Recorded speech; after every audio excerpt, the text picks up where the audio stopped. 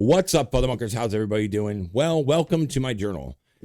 I'm not going to do any editing on this one. I'm going to try to be as quick as possible. I want to turn it into maybe about 10 minutes just to give a quick overview. If I do some rambling, I'm sorry, but I got to get everything into this journal so that, I use these journals as for references just in case I miss something for the week or miss something for in this case, almost a month. I mean, the last one I uploaded was almost at a month ago, so it's about time. A lot of cool shit has happened. I've gotten a huge opportunity in this last month. Number one, I got the opportunity, and I didn't want to say anything. I haven't even told, I got a couple people that are getting ready to join the team, and I mean, I haven't told them. I haven't even told my wife about this yet. But I did want to put this in here just so I could have like a milestone to go through, or just so I could look back and say, hey, cool, I remember that. I do not have just one publisher. I have two. Now, unfortunately, I did sign an NDA with these guys to make sure that I don't reveal who they are, how much money. What was it? I'm not allowed to reveal who they are, how much money, or any of the fine details like in the one contract that I got. Anything that's in red, I'm not allowed to discuss. So let's just put it this way. I am not going to discuss anything I'm going to be very vague when it comes to both of these publishers. I will say this, though. One of the publishers is a heavy indie game publisher, like huge. I think 90% of their titles are all indies, which more than likely I'm going to go with them. Here's the caveat, though.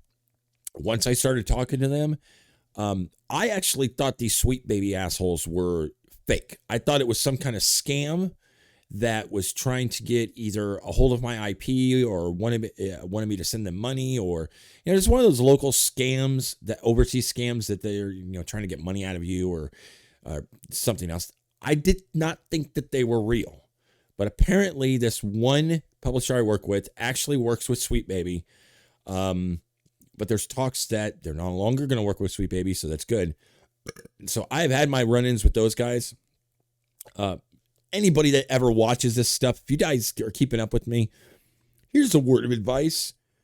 Do your research. I've said this before, but man, I got to keep repeating myself. It's do your research and your due diligence about the people that you work with, especially if it's your life's work. Look, this work belongs to me. I don't need anybody coming in telling me I have to, I need to, they want me to. No, the story, the way that the game is played, the combat, you guys are going to fucking love how I did, or how, I'm sorry, I got to start saying we, because it's not just me anymore. You're going to love how we did the environment combat. When I first did it, it was like super simple. It was really easy to get past all of it. But if you guys remember the Deception games, those were one of my favorite games growing up. Well, I wouldn't say growing up.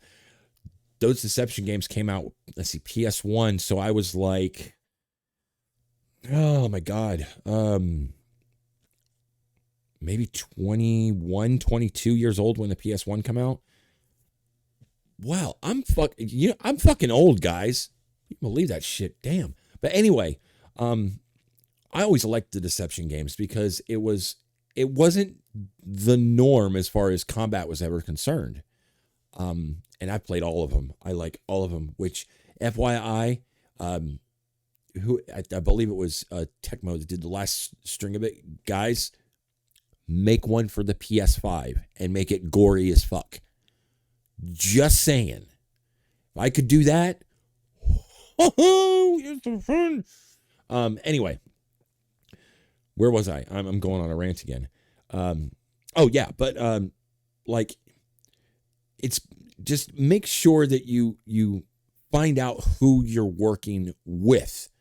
Do not work for anybody. There's a big difference between working with somebody, like in a collaboration sense, and then working for.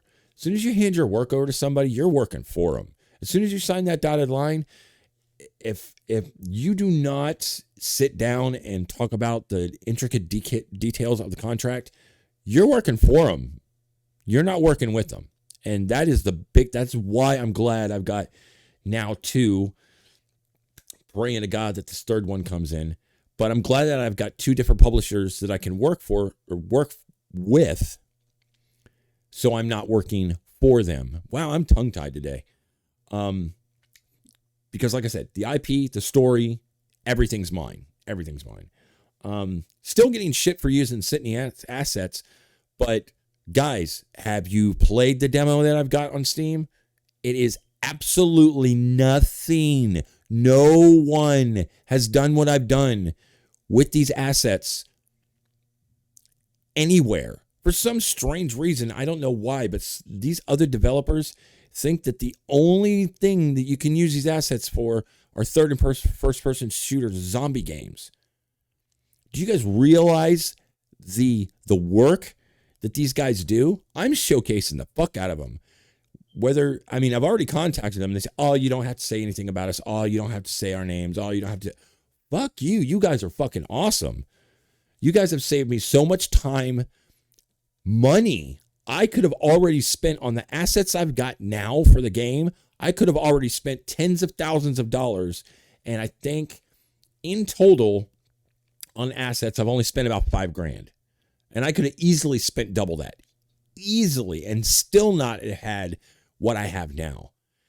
And what's really cool is I can do any kind of aesthetic I want. We can do, go into ancient Roman ruins, or we can go to a zombie-filled village in the middle of a bog. I mean, there's a whole slew of stuff that I can do.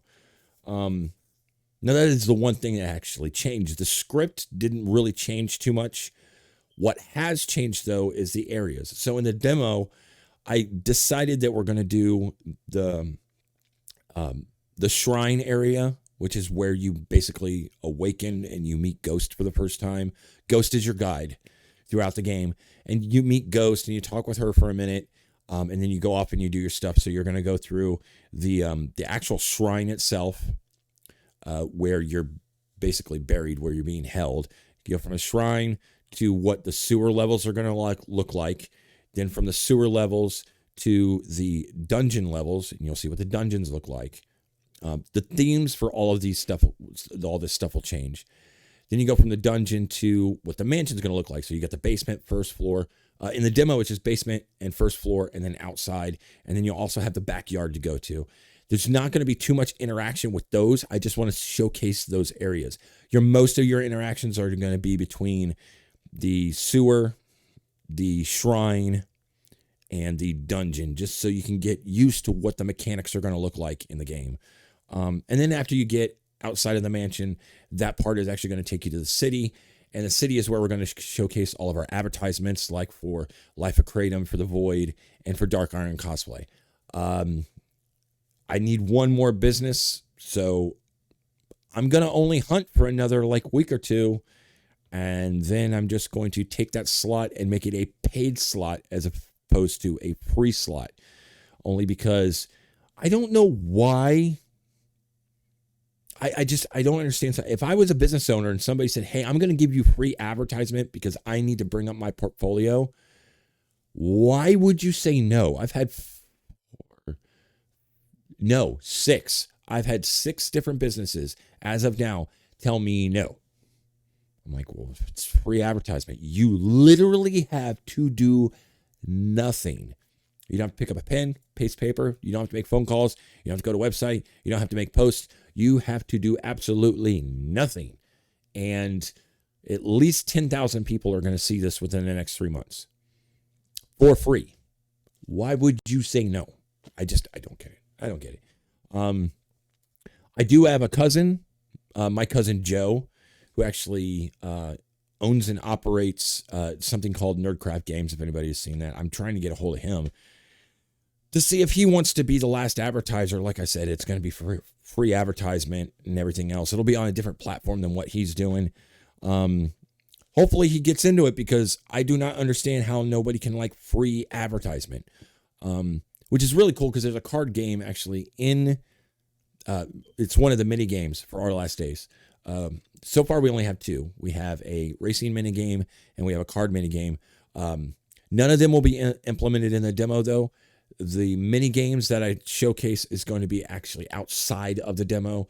That I'm going to let you guys download on Android and iPhone here pretty soon. What else do we got going? Oh, I got all my. Oh man, this is so cool. I finally got in all of my stuff for I finally got all my camera equipment. I got my new. This is really, really cool. I got the one you're seeing right now is the wide angle lens, and then I got my telephoto lens. I normally don't like the stuff from Vivitar. What was it? Maybe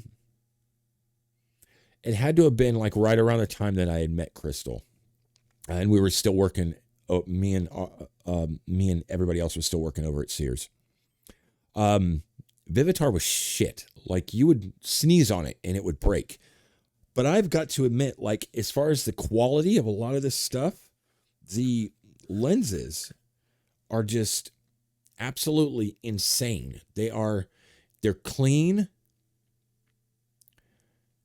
There's no, like, the Vivitar lenses that I remember that we got back in the day, you could see ridges inside of the lens.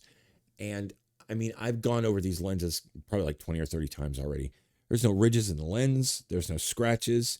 The seals are absolutely insanely good on these. Because that was another thing that used to bug the shit out of me. Like, you would do this to the damn lens and the fucking glass would pop out. I mean, they were... Now, don't get me wrong. They are cheap. They are on the cheap side. Because I think it was $60 for this whole kit. And I got these. And I got some lens filters, which I'm going to use in the documentary. Like, you know, just your regular standard old lens filters.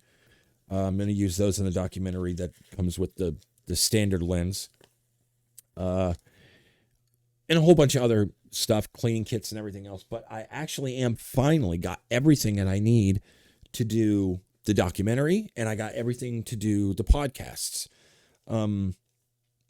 With the gentleman that we're going to be using, he's my social media manager, and he's going to be starting. Well, actually, he starts tomorrow. I'm going to give him all of his gear and stuff tomorrow. We have our actually first official meeting tomorrow. So anybody that's got any questions about Natasmi Studio, and you know, if you want to be a part of it and whatnot, it's all going through him. And I'll, you know, on an actual showcase video that I'm getting ready to do, I'll announce all that good shit. I'm not going to go into too much detail about it. But I mean, I got new lighting. I got a new tripod, which the fucking tripod I got was, wow, worth every fucking penny. I finally got a PS5, and I promised myself that at least one day out of the week that I'm off work, that I get to play the PS5. Rebirth is absolutely fucking amazing. I love the PS5, which actually kind of pisses me off a little bit because I have been trying to get an affiliate with Sony for a year, and the hoops and red tape you have to jump through to be an affiliate or to be a dev for that platform, just for PS4, not even PS5, because we've had PS4 for what, 10 years now, 11 years ish. It is a pain in the ass. I hate doing it. I've got my affiliate stuff done for Microsoft. I've got it done for Nintendo. Then we've got, we're going on Steam.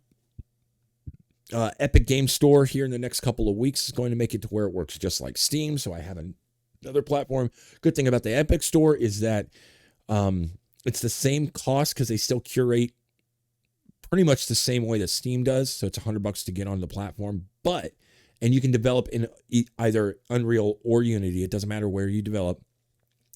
But they only take, as opposed to taking 30% like Steam does, they take 10%. And then if you go, I think it's over 100,000, it's either 100,000 or 200,000. They take 10% until you hit that mark. Then once they hit that mark, you go up 5% for every 200 or 300. It's weird how it is. Much, much more.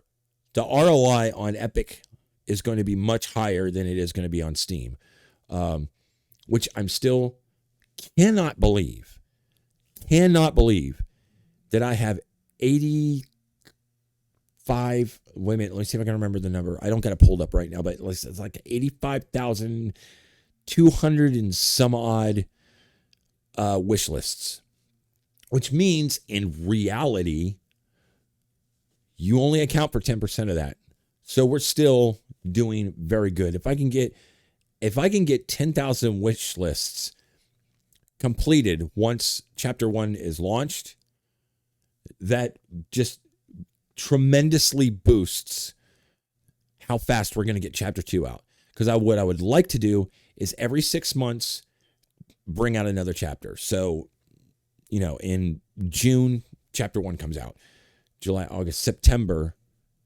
Yeah. Well, let's make it every 3 months. That would make more sense. So September, chapter 2, and then so on and so on and so forth until every chapter is out. And right now there's only 4.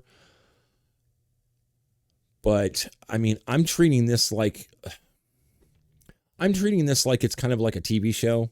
It could go on for more seasons. So like I could have 4 chapters and then I could bust out a season 2. And then season 2 could have 4 more chapters. And then if it's even more successful, chapter 3. I don't know why games don't follow that formula. Like if you want to tell a really cool story, I mean, how hard is it to be able to do that? It really, well, this is where I get confused. I hear all of these people bitching, moaning, and complaining that game dev is hard. Being an indie developer is hard. And I will give you this much. It is difficult, but it's not difficult in the ways that they say it's difficult. Like, I don't know if I just got like a natural knack for this, but when I sit down and I open up Unity, it's like this. That's why I constantly, where's my fucking notepad? I don't even know where I put it. I have a notepad that's not even 3 months old, that's got 200 pages in it, and it's almost completely full. I have to go out today and buy another one because it's almost fucking full. Because while I develop, I constantly press that fucking play button, and I'm always writing notes on different shit that I need to do. But it doesn't seem like it's hard. There are some times where I get kind of burned out and I need to take a break. But we're only talking like maybe 3 or 4 days that I have to take a break, maybe sit down and play some games or, bust out some old retro stuff, which, how you guys like me now? Ooh, all the retro stuff. Actually, this whole thing is going to be set up, and I'm going to have Our Last Days playing in the background as I'm doing all this. So, but anyway, what else? I'm hopefully going to quit smoking. I finally got the Nova 5, which this thing is actually really, really cool. I really, really like this. But, I don't know. Every time I say that I'm going to quit smoking, I don't. But I really need to stick to it this time. I got to make my liqueur today. Once a year, I like making my own homemade coffee liqueur. It's kind of like Kahlua. It tastes a lot stronger than Kahlua, though, as far as tasting like coffee and tasting like, the actual liquor you make it with. But I love making my liqueur. I usually save 2 bottles for myself and then give the rest away because I always make way too much, like way too much. I got a fermenter that I have right here that I make it. I'm going to stick it in there, let it sit for about 2 weeks, and then I'll divvy it out. As long as I don't drink it while it's fermenting, because that's very important. I know you're going to hear some noise in the background. It's not very much noise because this really isn't, like I said, this is just a rambling video of my, day to day, and it's almost 20 minutes. So I got to wrap this up. So not really too much going on. I will make a showcase video here very, very soon. I'm going to get Bob back in the picture again because, everybody loves Bob. And right now he's been doing his VR thing for like the last 2 weeks.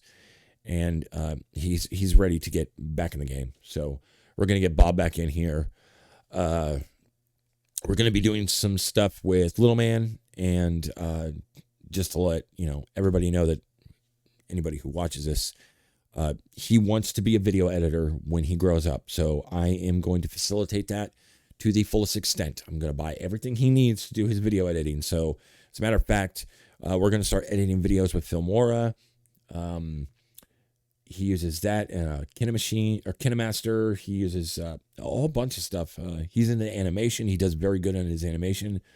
I don't know how he is so fluent with Blender already.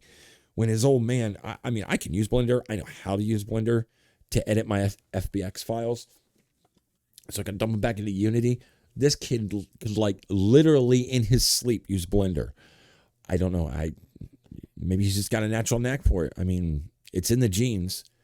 I mean, his grandfather was like a genius when it came to this kind of stuff. He's not really into photography that much, but he is definitely into video. So we got him his own we got him a brand new camera for Christmas. He still uses the cameras on his phone, which I don't understand why, but I need to get his area for him set up to where he's a lot more successful than he is now. I'm going to take a list of everything that he wants that he doesn't have now to get that facilitated. So I'm really excited to see what he comes out with. I'm going to start doing streams too. And not normal streams like normal people do. I'm going to actually sit down, and while I'm doing my dev work, I'll stream with y'all, and I'll actually, the screen will show, it won't show my project settings. It'll show the scene settings so you guys can see me dropping stuff in the level and how I manipulate it, how many times I actually play it. And I'll probably do that. It'll be late nights when I'm off of my other job starting next week. I'm going to multi-stream it because I would like to do YouTube, Twitch, and Rumble. I'm loving Rumble right now. The guys over at Rumble that run it are great. I mean, I've only got one video uploaded and I'm already monetized. I don't make much off it. I think I made 3 cents in the last, 10 days. But hey, it's a start. So everything that I upload here, I'm going to upload to Rumble as well and get that started and get my channel. Actually, I need 2 different channels on Rumble, which is great. I love the fact that I can do multiple channels on one account as opposed to YouTube where I have to, do every different fucking email for different channels. But that's nor here nor there. All right. I've got to get going because I got a lot of shit to do. I got a couple places to go to before all the fam comes home. I got to get this all straightened up and cleaned up for my meeting tomorrow. I will let you guys know in my showcase video that I'm doing. Hopefully I'll be able to film it tomorrow. I'll let you know who the new member of the team is, what his role is, what he's going to be doing, how to contact him. Anything that has to do with social media from here on out, whether it's collaboration, whether it's podcasts, whether it's video editing for social media, whatever it is, everything will go through him from now on. And I think he's going to be a great addition to the team because he is very, very intelligent for his age. For somebody as young as him, you don't normally get that kind of maturity level, and you don't get that kind of